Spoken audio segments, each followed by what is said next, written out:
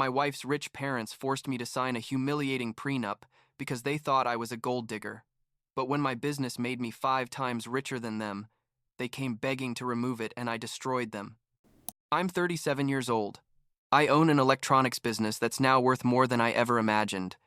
And I need to tell this story because what happened with my in-laws a few months ago still makes my blood boil every time I think about it. The thing is, 8 years ago when I was about to marry Rachel, her parents forced me to sign a prenuptial agreement because, basically, they thought I was a deadbeat who just wanted their money. And now that I'm 5 times richer than them, suddenly they want us to dissolve it. Can you believe it? But before I get to that part, I guess I should explain how we got here, because the full story is way more complicated than it seems. I met Rachel when I was 27 and working in sales for a tech company. Nothing special. You know, just a normal job with a decent salary. But I wasn't a millionaire or anything like that. She was working in the HR department at another company, and we met at one of those boring networking conferences where everyone pretends to be super interested in what everyone else does. We connected immediately. I mean, there was real chemistry between us. Not just physical attraction, but we could talk for hours about anything. We started dating, and things were amazing from the start, like she was exactly what I needed in my life at that moment. Someone who understood me and believed in me. My parents, Raymond and Evelyn, were middle-class people, hardworking, honest. My dad was a high school football coach for almost 30 years, and my mom managed a coffee shop downtown. We didn't have a lot of money, but we never lacked anything important, you know what I mean? I learned the value of hard work watching my parents get up every day to do what they had to do without complaining. They supported me when I decided to study business administration. Even though it meant going into debt with student loans, I was still paying off when I met Rachel. Rachel's parents, Walter and Christine, were completely different. They owned a pretty successful real estate firm, had a huge house in one of the best neighborhoods in the city, drove luxury cars, all that stuff. On the first time I went to their house for a family dinner, I felt completely out of place, like I'd walked into a museum or something. Everything was so perfect and expensive that I was afraid to touch anything. And from that first moment, I felt how they looked at me, like evaluating me, judging me, and I could see on their faces that I didn't meet their standards. And we'd been dating about a year and a half before I made a decision that would change everything. I had this business idea bouncing around in my head for years. I wanted to start my own electronics company focused on creating customized products for small and medium-sized businesses. There was a gap in the market that nobody was filling well, and I really knew that I could make it work if I had the chance, but it meant quitting my stable job. It meant living without a fixed income for who knows how long, while I built the business from scratch. I told Rachel my plan one night after dinner. I was super nervous because I thought maybe she'd tell me I was crazy or that it was too risky. But she completely surprised me. She said, "Do it. I support you. We can live on my salary while you build your business. I believe in you." I literally cried that night, not from fear, but because I couldn't believe someone had that much faith in me. So I quit my job the next month and threw myself completely into building my company. The first few months were brutal. I'm not gonna lie. I worked from 6 in the morning until midnight every day, sometimes longer. Rachel would come home from work and I'd still be there at the computer, making calls, designing proposals, trying to get my first clients. She never complained, never pressured me, just supported me and reminded me it was worth it. Her parents, on the other hand, thought I was an irresponsible idiot. Christine told me once at a family gathering, "You should get a real job, Eric, instead of chasing fantasies," and Walter just looked at me with that contempt that didn't need words to express what he thought of me. When I was 29, after almost 2 years of being together, I proposed to Rachel. I did it in a super simple way, nothing elaborate, just the two of us in our apartment on a Sunday morning. She said yes immediately, and it was one of the happiest moments of my life. We planned the wedding for a year out. We had everything organized, or so we thought. My business was starting to take off. I still wasn't making much, but I already had several recurring clients and things looked promising. And then the bomb dropped. About 6 months before the wedding, Walter and Christine invited us to dinner at their house. I thought maybe they were finally going to accept me, officially welcome me to the family. How naive I was. We sat in their elegant dining room, and after appetizers, Walter pulled out a folder. He said, "We need to discuss something important before the wedding. We've prepared a prenuptial agreement that Eric needs to sign." Rachel immediately tensed up next to me. I could feel her discomfort. Christine started explaining like it was the most reasonable thing in the world. They said they wanted to protect their daughter, that they'd worked hard to build their wealth, and they needed to make sure that if things didn't work out between Rachel and me, she'd be protected. But what they really said, without saying it directly, was that I was a nobody who would probably fail at my business, and they wanted to make sure I couldn't touch their daughter's money when everything went to shit. The agreement stipulated that all assets would remain separate. What each of us brought to the marriage stayed ours. And what killed me was this specific clause that said I'd have to repay any financial support I received from Rachel during our marriage in case of divorce. I sat there, reading that document, and felt like I'd been slapped in the face. Rachel was pale, looking at her parents with an expression I'd never seen on her before, like somewhere between horror and fury. She tried to protest. Told them, "Mom, Dad, this is ridiculous. Eric isn't like that," but they wouldn't even let her finish. Walter said in that cold voice he has, "It's non-negotiable, Rachel. If you want to marry him, this has to happen first, or there won't be a wedding in our family." The thing is, Rachel was still financially dependent on them, to some extent. I mean, she earned her own money, but they helped her with various things, and they had this control over her that I hated but understood. We spent days discussing what to do.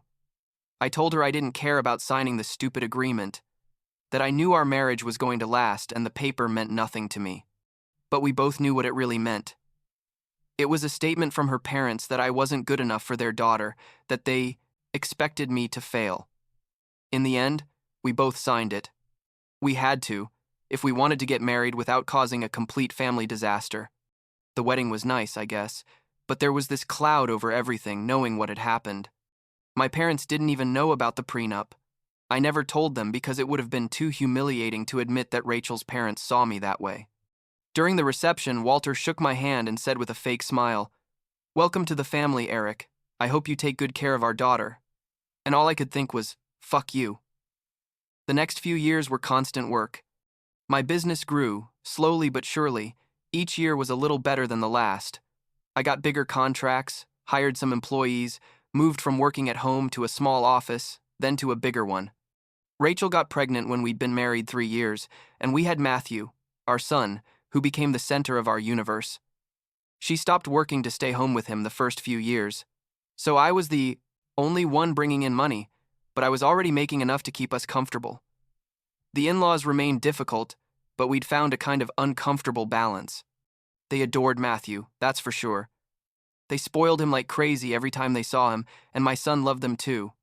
That was the complicated part, because as much as Walter and Christine treated me with contempt, they were good grandparents to Matthew, and I didn't want to take that away from him.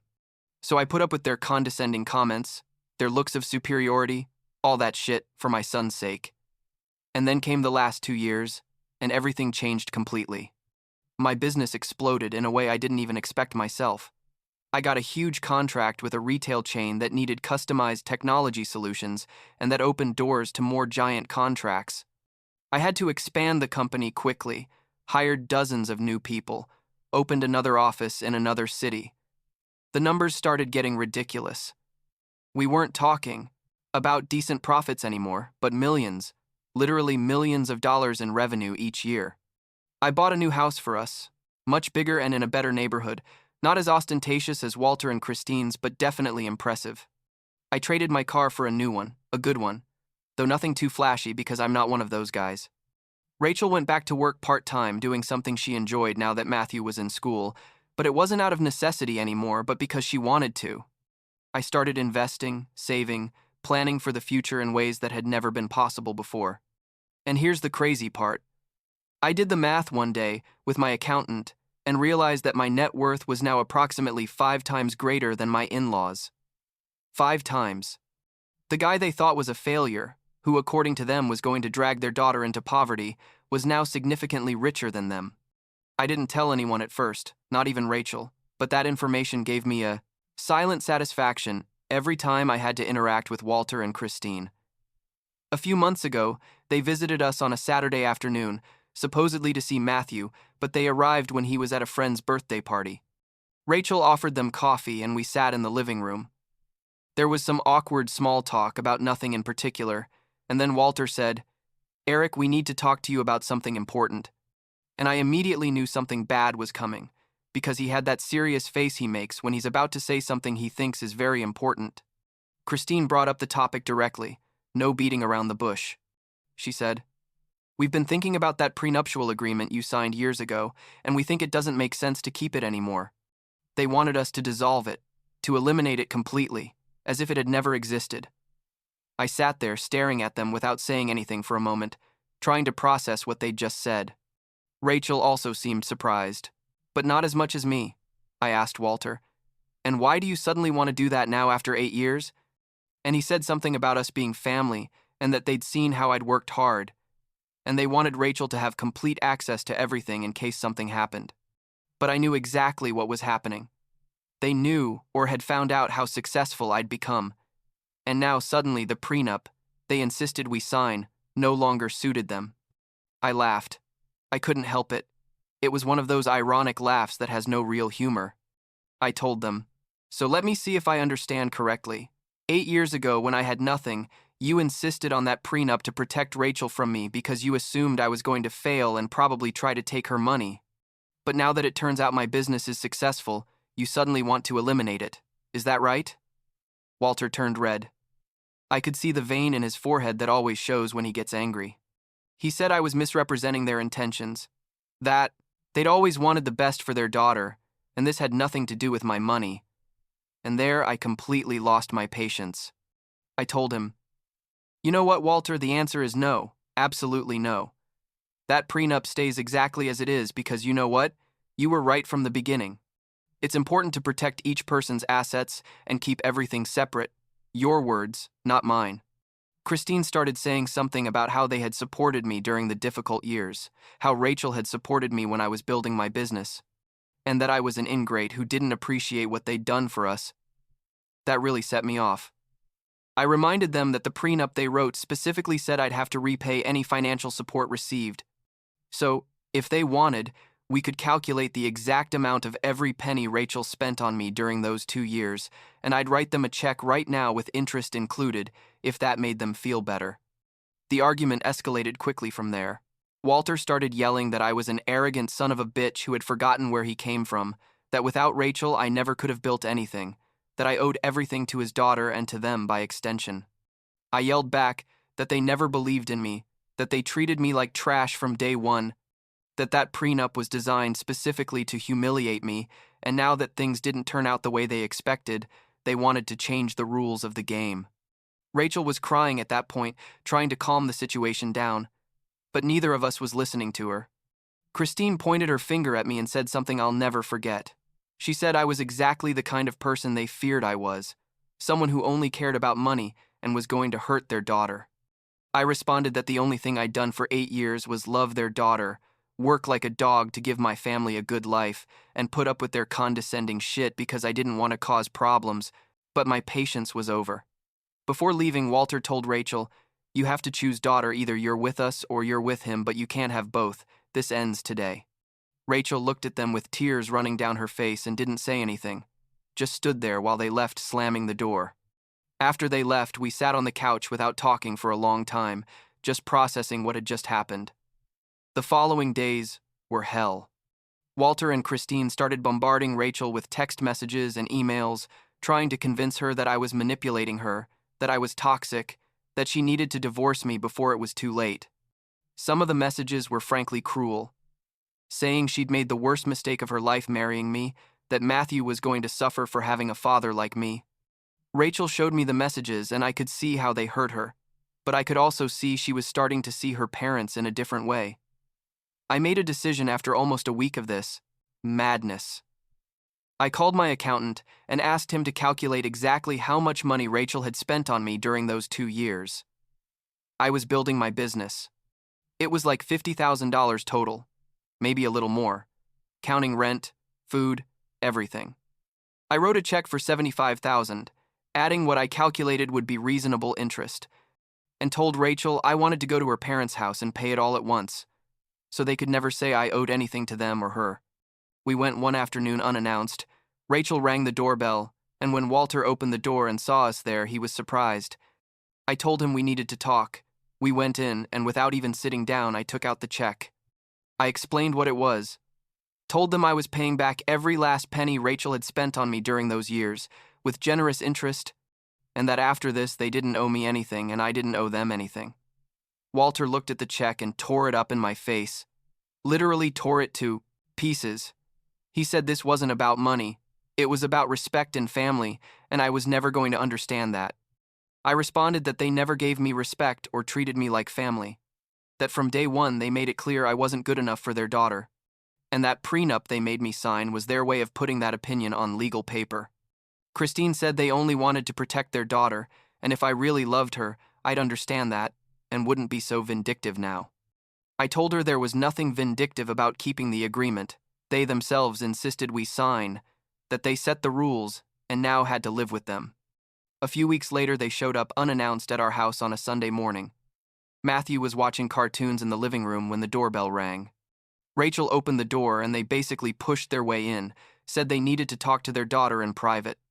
I was in the kitchen making breakfast, and when I heard them come in, I came out, immediately.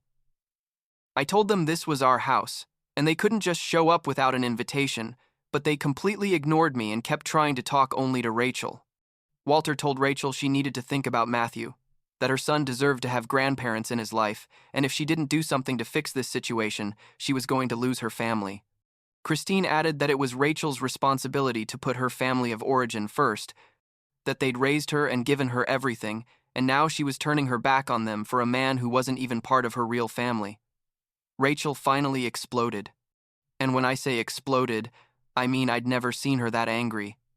In all our years together, she yelled at them that they were the ones who had caused this whole problem with their superiority attitude, that they'd treated her husband like trash for years, and she was sick of pretending that was okay.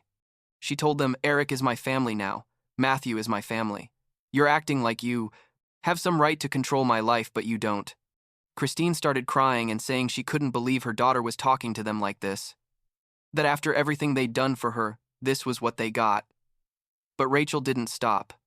She told them if they wanted to be in Matthew's life, they had to start by respecting his father, that she wasn't going to raise her son around people who talked badly about Eric or treated him like he was inferior.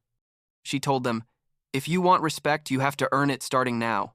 Walter said something about how we were the ones who had to earn their respect, not the other way around. And Rachel simply told them to leave. She said, get out of my house now. This is my family here, my husband and my son, and you're not going to come to my home to disrespect us. They stood there for a moment like they couldn't believe what they were hearing. And then Christine said something like, you're going to regret this, Rachel, when you're alone, and we're not. There to help you. Rachel opened the door and literally pointed them to the exit. They finally left, but not before Walter said this wasn't over. Matthew had heard everything from the living room. He came running after they left and asked why the grandparents were yelling, why Mommy was crying. We explained as best we could to a kid his age that sometimes adults have disagreements and we were working on resolving them. Though honestly, I didn't know if we'd be able to. That same afternoon, Rachel and I sat down and made a decision. We blocked Walter and Christine everywhere. Phones, emails, social media, everything. We told Matthew's school they didn't have permission to pick him up under any circumstances. We basically cut off all contact with them completely. It was difficult, especially for Rachel, because at the end of the day they were her parents and part of her still loved them despite everything, but we knew it was what we had to do to protect our family and our peace of mind. It's been about 3 months since then. Matthew asks about his grandparents sometimes. We tell him they're busy and maybe he'll see them soon, though I don't know if that's going to happen. Rachel has been seeing a therapist to process all this. She says it's helping her understand that her parents' actions aren't her fault, and she's not responsible for fixing their relationship if they're not willing to change their behavior. I've been focused on my business, which keeps growing, and on being the best husband and father I can be. Last week, Rachel told me she doesn't regret choosing Matthew and me over her parents, that it was the right decision, even though it hurts. She told me she finally understands that true love doesn't come with conditions or papers. They make you sign to prove your worth. It comes from people who support you in the worst moments without asking for anything in return. And that's enough for me, I guess, knowing that my little family is united and we're finally free from that toxicity.